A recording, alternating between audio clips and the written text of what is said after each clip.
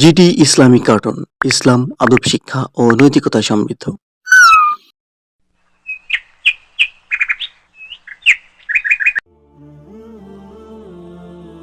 আসসালামু আলাইকুম ইয়ামিন, কেমন আছো তুমি? ওয়ালাইকুম আসসালাম। আলহামদুলিল্লাহ, আল্লাহর অশেষ রহমতে ভালোই আছি। তুমি কেমন আছো আয়েশা? আমিও আল্লাহর অশেষ রহমতে আলহামদুলিল্লাহ ভালো আছি। তার কিছুদিন পরেই তো পবিত্র ঈদুল আজহা, তা কেনাকাটা কি কিছু করেছো? আপাতত আমি এবছর কিছু কেনার চিন্তা ভাবনা করছি না আয়েশা। তা তোমার কি ঈদের শপিং শেষ? আমি অনেক কিছুই কিনেছি জানো, জামা, জুতা, কসমেটিক্স, আরো কত কি। আরো অনেক কিছু বাকিও আছে। তা তুমি এবার কিছু নেবে না কেন ইয়ামিন? তোমার বাবা তো একজন অত্যন্ত ধনী ব্যক্তি, তাহলে নিবে না কেন? তাহলে তো বেশ ভালোই, তোমার ঈদ তো এবার বেশ ভালোই কাটবে। তা ঠিক বলেছ, কিন্তু তুমি তো এখনো কিছুই নাওনি। তোমার ঈদ তো ভালো কাটবে না। শোনো আয়েশা, তোমাকে কিছু কথা বলছি, কিছু মনে করো না জানো। আল্লাহ আমাকে যখন যে অবস্থায় রাখুক না কেন, তাতেই আমি আলহামদুলিল্লাহ। কারণ আমরা যদি চিন্তা করে দেখি, আমাদের পেয়ারে নবী হযরত মুহাম্মদ সাল্লাল্লাহু আলাইহি সাল্লাম এবং আরো কত শত সাহাবী রাসূল, যাদের কত অর্থ সম্পদ থাকা সত্ত্বেও তারা কখনোই বিলাসবহুল জীবনযাপন করেননি। তারা নিজে কষ্ট করেছে এবং গরিবদের সহায়তা করেছে। তাদের অর্থ সম্পদ দিয়ে নিজেদের সবটুকু বিলিয়ে দিতেন তারা। তারপরও তারা নামাজে আল্লাহর কাছে বিরত থাকতেন। না জানি আল্লাহ তাআলা তাদের হাসরের ময়দানে কোন কাঠগড়ায় দাঁড় করায়। তাহলে আমি কিভাবে আল্লাহর শুকর আদায় না করে থাকি বলো তো?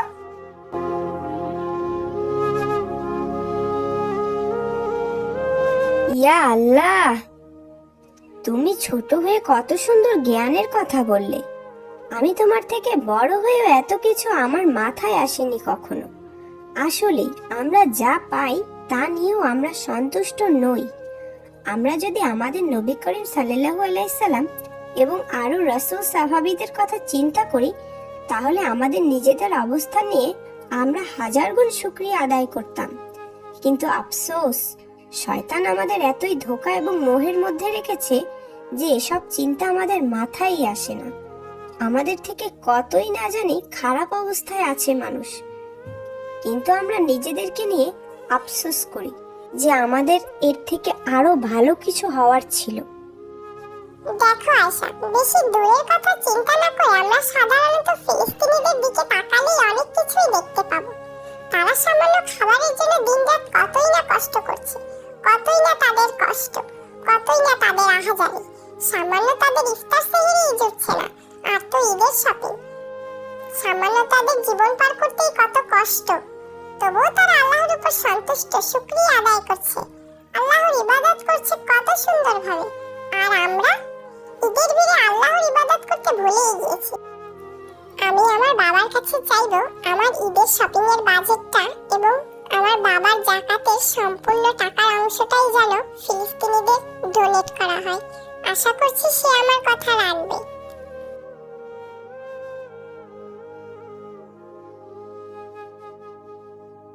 এ তুমি আমায় কি মনে করিয়ে দিলে ইয়ামিন? আসলেই আমরা তো ফিলিস্তিনিদের কথা ভুলেই গিয়েছি প্রায়। সময়ের সাথে সাথে আমরা আসলেই সবকিছু কেমন যেন গুলিয়ে ফেলি, নিজেদের নিয়ে ব্যস্ত হয়ে পড়ি। এই তো দুনিয়াবি জীবন, আল্লাহ আমাকে মাফ করুন, আমি যা করার করে ফেলেছি। কিন্তু আর নয়, আমিও আমার বাবাকে বলবো আমাদের ঈদের শপিং এবং যাকাতের সম্পূর্ণ টাকাটা যেন সম্পূর্ণ ফিলিস্তিনিদের ডোনেট করে। আমরা তো ভালো ভালো খাবার সামনে নিয়ে ভালো ভালো জামা কাপড় পরিধান করেও আল্লাহর শুকরিয়া আদায় করছি না, কিন্তু তারা অনাহারে দিন কাটিয়েও কত সুন্দর আল্লাহর শুকরিয়া আদায় করছে। ইয়া আল্লাহ, তুমি আমাকে মাফ করো।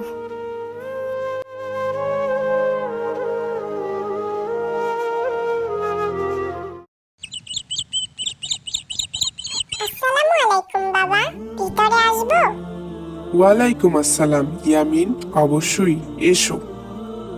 মনোযোগ দিয়ে তুমি এত কি ভাবছো বাবা, জানতে পারি?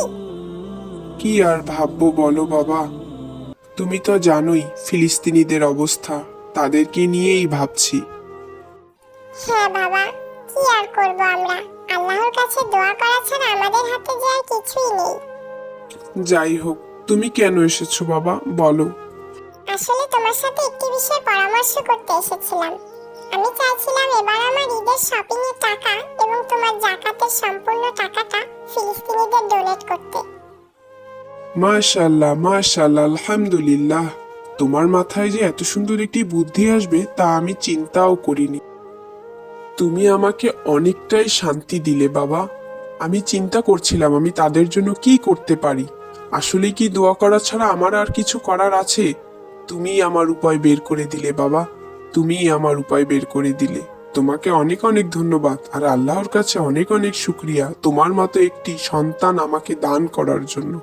বাবা, আমরা আরো একটি কাজ করতে পারি। আমাদের কাছে যত বন্ধু বান্ধব প্রিয় মানুষ আছে তাদের কাছে বলতে পারি তারাও যেন তাদের যাকাতের টাকাটা ফিলিস্তিনিদের ডোনেট করে। হ্যাঁ অবশ্যই বাবা, তুমি ঠিকই বলেছো। আমার অনেক কাছের বন্ধু বান্ধব আছে যারা আমাকে এই কাজে অবশ্যই সহযোগিতা করবে। তাহলে আর দেরি কেন, চলো এক্ষুনি বেরিয়ে পড়ি।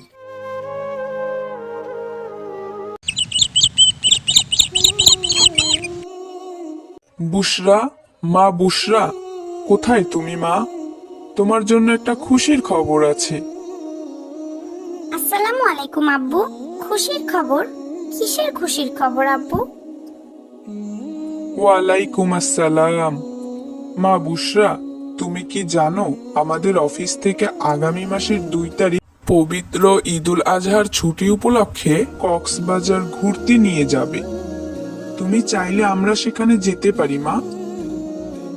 আসলে আব্বু, আমরা তো গত মাসেই কক্সবাজার থেকে ঘুরে আসলাম। অযথা টাকা খরচ করার দরকার নেই আব্বু। মা বুশরা, আমি আরো তোমার জন্যই যেতে চেয়েছিলাম, যে তুমি অনেক খুশি হবে। আর তুমি এই বলছো? না আব্বু, তুমি ভুল বুঝছো আমাকে। আমি অনেক খুশি হয়েছি, কিন্তু সামনেই তো আমার ফাইনাল এক্সাম, তাই আর কি যেতে চাইছিলাম না। আচ্ছা মা, তুমি মনোযোগ দিয়ে পড়াশোনা করো। আমরা তোমার এক্সামের পর আবার ঘুরতে যাব, কেমন? কেউ চায় আর কেউ চাইলেও পায় না। আল্লাহ পাক যাকে দেয় তাকে অনেক কিছুই দেয়, আর যাকে দেয় না তাকে কিছুই দেয় না। আমাকেও দেখো, আজ আমার বাবা মা বেঁচে থাকলে আমারও তো কত শখ আল্লাহ তারা পূরণ করতেন। ঘুরতে যাওয়া তো দূরের কথা, দুবেলা ঠিক মতো খেতেই কষ্ট হয়ে যায়। ঈদে সবাই কত আনন্দ করবে, কত মার্কেট করবে, কিন্তু দেখো আমার কি কপাল। খাদিজা, ওখানে দাঁড়িয়ে কি দেখছিস? এদিকে আয় তো, একটু কাজ করে দে তো। এই তো আসছি আপামনি।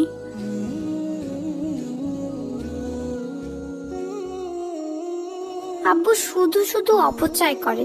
আমি আব্বুকে বোঝাতে গেলে বুঝতেও চেষ্টা করে না, অযথাই কষ্ট পাই। কি হলো বুশরা, একা একা কি সব বলছো? দেখো না মা, আমরা গত মাসেই না কক্সবাজার গেলাম, তবু আব্বু আজকে আবার কক্সবাজার পিকনিকে যাওয়ার কথা বলছিল। আব্বু কেন বোঝে না মা, এগুলো তো অপচয়। তাই নাকি? মেয়েটা আমার কবে এত হিসাবি হয়ে গেল, আমি তো বুঝতেই পারলাম না। এ কি মা, তুমি মজা করছো? না,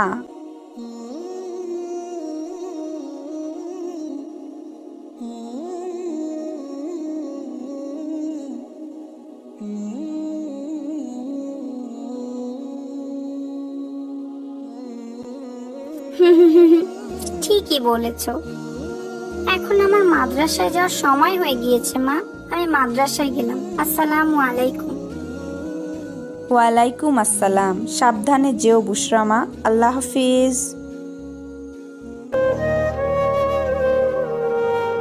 বুশরা আপু মাদ্রাসায় গিয়েছে। এখন আমি বুশরা আপুর খেলনাগুলো দিয়ে একটু খেলতে পারবো। কি মজা! খাদিজা, বাসায় মেহমান আসবে, কিন্তু আমার চিনি ফুরিয়ে গিয়েছে। এখন দোকানে কে যাবে বলতো? কি বিপদ হলো এখন? আপামনি, সামনেই তো দোকান, আমি গিয়ে নিয়ে আসি। তুই আনতে পারবি তো? হ্যাঁ আপামনি, আপনি চিন্তা করেন না, আমি ঠিকঠাক মতোই আনতে পারবো। আচ্ছা, এই নে 100 টাকা, 50 টাকার চিনি আনবি আর 50 টাকা ফেরত আনবি, কেমন? ঠিক আছে আপামনি।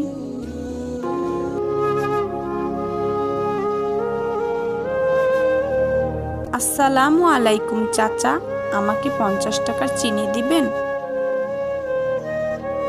ওয়ালাইকুম আসসালাম। এই নাও চিনি। বুশরা, মা বুশরা, কোথায় গেলে?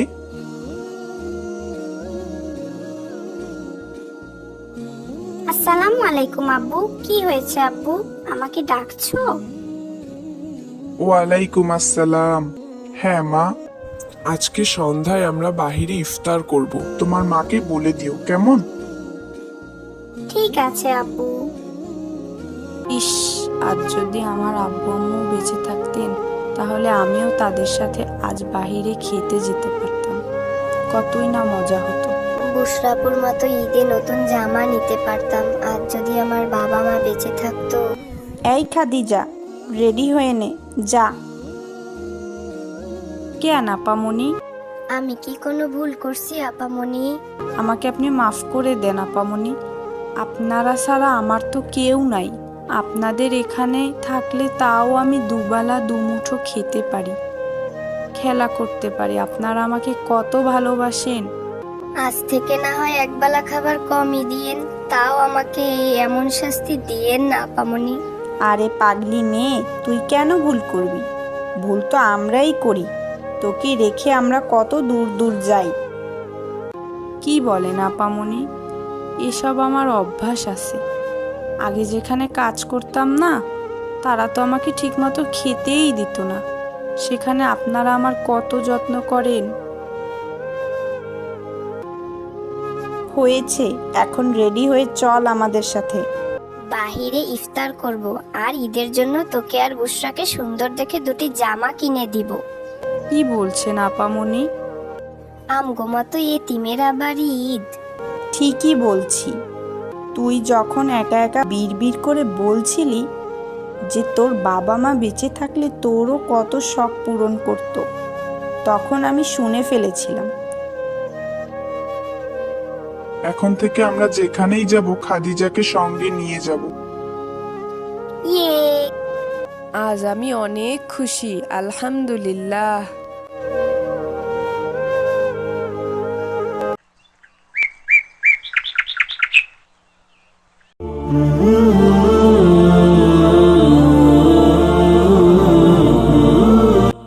বন্ধুরা, এবার রমজানে আমরা একটি ভালো কাজ করব।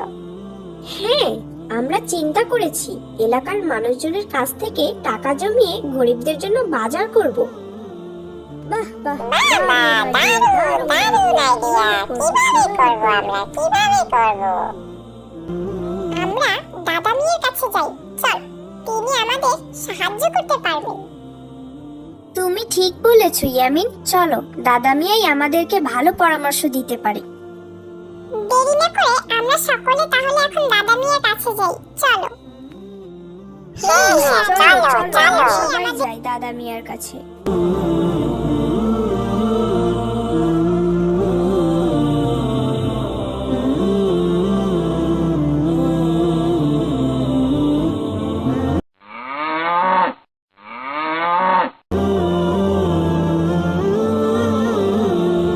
আসসালামু আলাইকুম দাদা মিয়া।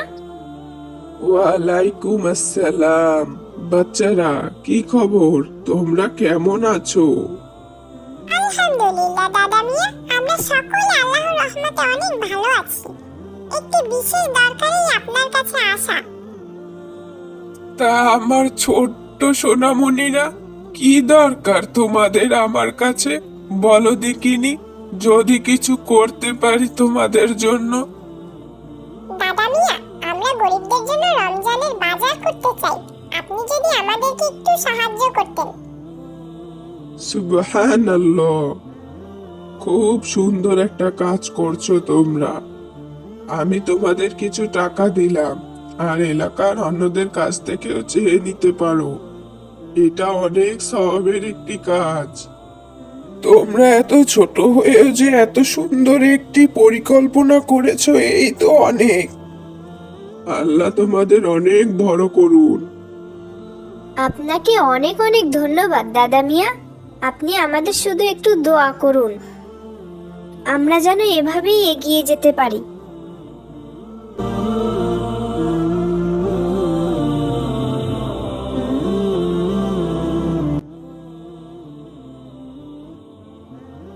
কি ব্যাপার বাচ্চারা? আপনি তো জানেনই চাচা, আগামীকাল থেকে মাহে রমজান মাস শুরু। আমরা গরিবদের জন্য বাজার করব, আমাদের একটু সাহায্য করবেন? অবশ্যই অবশ্যই, আমি কিছু চাল, ডাল, তেল দিচ্ছি। আল্লাহ তোমাদের এই কাজ কবুল করুন। তোমাদের এই উদ্যোগে আমরা সবাই খুশি। আল্লাহ তোমাদের ভালো করুন। আপনাকে অনেক অনেক ধন্যবাদ চাচা। আল্লাহ নিশ্চয়ই আপনাকে এর উত্তম প্রতিদান দিবেন ইনশাআল্লাহ। আরে আরে, কিসের ধন্যবাদ দিচ্ছ? ধন্যবাদ তো তোমরা আমাদের থেকে পাও। এত ছোট হয়েও যে এত সুন্দর একটি উদ্যোগ নিয়েছো, এই তো অনেক। আর তোমরা যেতে লাগো, আমি লোক দিয়ে সবকিছু পাঠিয়ে দিচ্ছি।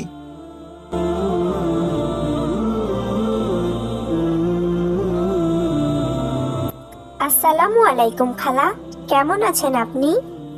ওয়ালাইকুম আসসালাম হুমায়রা। এই তো আল্লাহর অশেষ রহমতে ভালোই আছি। তা তোমরা কেমন আছো? আমরাও ভালো আছি। খালা, আপনার কাছে একটি দরকারে এসেছি। তা কি দরকার বলো দেখি। আপনি তো জানেন খালা, আগামীকাল থেকে মাহে রমজান মাস শুরু। আর এই মাহে রমজান উপলক্ষে আমরা সমাজের কিছু ব্যক্তিদের ইফতার দেওয়ার উদ্যোগ নিয়েছি, তাই আপনার কাছে আসা খালা। আল্লাহ তোমাদের অনেক ভালো করুন বাচ্চারা। এত ছোট বয়সে এত সুন্দর চিন্তা করেছো তোমরা, ভাবতেই অবাক লাগে। আল্লাহ তোমাদের ভালো করুক। তোমরা তো সকলেই জানো, রাকিব যখন খুব ছোট তখন ওর বাবা একটি বিশাল অ্যাক্সিডেন্টে মারা যায়। তারপর থেকেই আমি রাকিবকে নিয়েই আছি। আগামীকাল থেকে মাহে রমজান মাস শুরু, বেশ চিন্তাই ছিলাম কি থেকে কি করব, ছেলেটার মুখে কি দিব। তোমরা আমাদের অনেক উপকার করলে, তোমাদের এই ঋণ আমি কখনোই ভুলবো না। আল্লাহ তোমাদের ভালো করুন।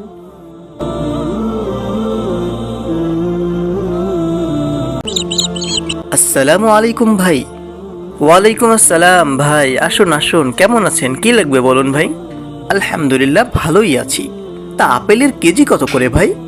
200 টাকা ভাই। আর কলা? খুবই কম দাম, মাত্র 150 টাকা। আর কমলা কত করে?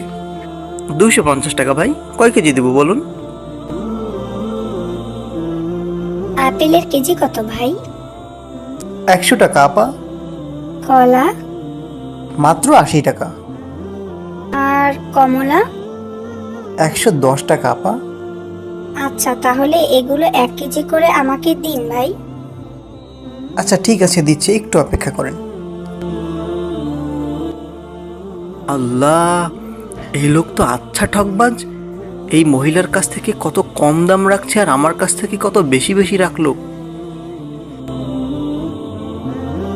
এবার তাকে ধরতেই হবে। রমজান মাসে প্রতারণা করছে। ভাই, আমার উপর খারাপ ধারণা করবেন না, আমাকে অসৎ ও ধোঁকাবাজ মনে করবেন না। আল্লাহর কসম, আমি আপনার সাথে প্রতারণা করতে চাইনি। কি মশাই, আপনি আমাকে ঠকাননি তো কি করেছেন? হ্যাঁ, আমি নিজের চোখেই তো সব দেখলাম। রমজান মাস হিসাব না করলেও পারতেন ভাই। তাহলে শুনুন ভাই, এই মহিলাটি কয়েকজন ইয়াতিম বাচ্চার মা। তার স্বামী মারা যাওয়ার পর সে তার সন্তানদের নিয়ে একা একা বসবাস করছে। আমি জানি তারা খুব অভাবী পরিবার। ওই ইয়াতিম বাচ্চাদের জন্য আমি মহিলাটিকে বিভিন্নভাবে সহায়তার কথা বলেছি, কিন্তু মহিলাটি তা বারবার প্রত্যাখ্যান করেছে।